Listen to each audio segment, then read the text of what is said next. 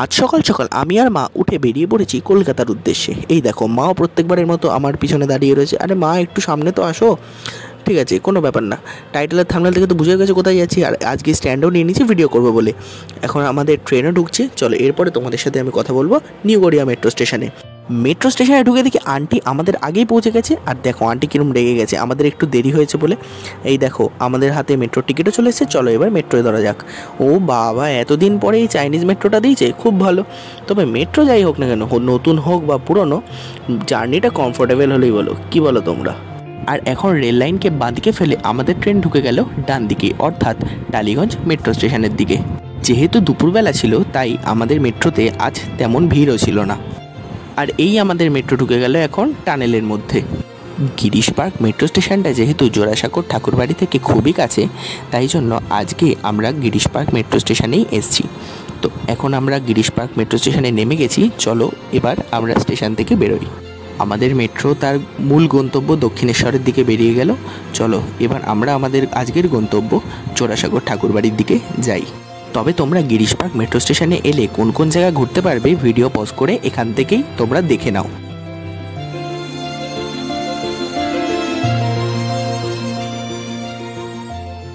তবে এখন এই সিঁড়ি ভেঙে ওঠাটা খুবই কষ্টের ব্যাপার হয়ে গেছে। কত নিচ থেকে সিঁড়ি ভেঙে আমরা উপরে উঠছি দেখো।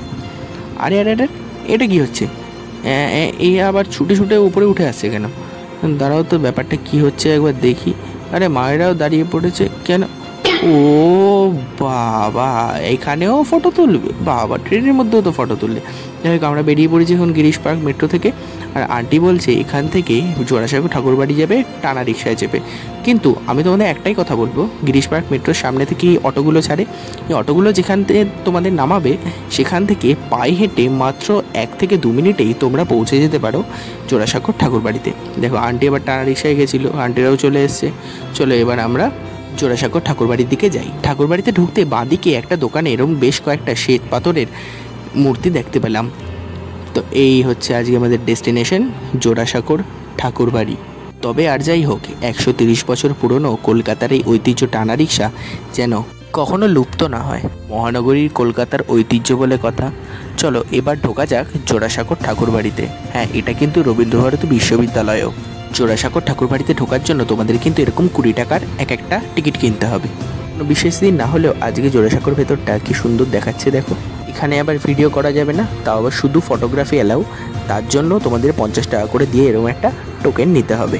তবে মিউজিয়ামের ভেতরে যেহেতু ফটো ভিডিও অ্যালাউ নয়, তাই সেখানকার ভিডিও তোমাদের দেখাতে পারলাম না। এখানে রয়েছে আমার মা, আর এই হচ্ছে কাজরি, এই হচ্ছে আন্টি, আর ইনি হচ্ছেন কাজরির মা। আর এই হলাম তোমাদের দ্য জিভিএস গাই, অর্থাৎ আমি আদি। চলো আজ তাহলে এই অবধি থাক।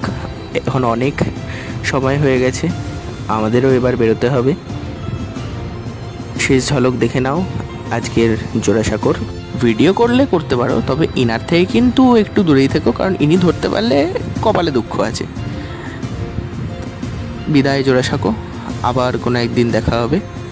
আজ তাহলে এই অবধি থাক। ভিডিও ভালো লাগলে অবশ্যই লাইক, শেয়ার, কমেন্ট করবে এবং যাওয়ার আগে সাবস্ক্রাইবটা করে দিয়েছো। ততক্ষণ